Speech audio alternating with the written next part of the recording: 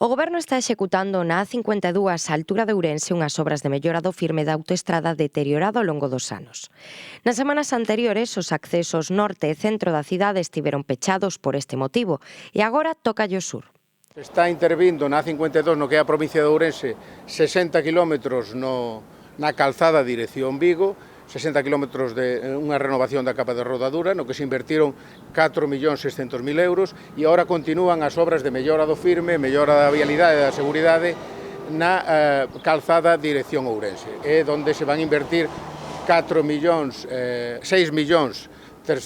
euros conxuntamente con outras intervencións na autovía A75 tamén. Tamén anunciou a licitación esta mesma semana de 13 millóns de euros para a conservación das estradas nacionais da provincia de Ourense. Entre elas, a Nacional 120 ou a Nacional 536. Pero polo de agora, o proxecto de cambio de trazado da Estrada Nacional 120 que conecta co Barco de Valdeorras aínda está en estudo.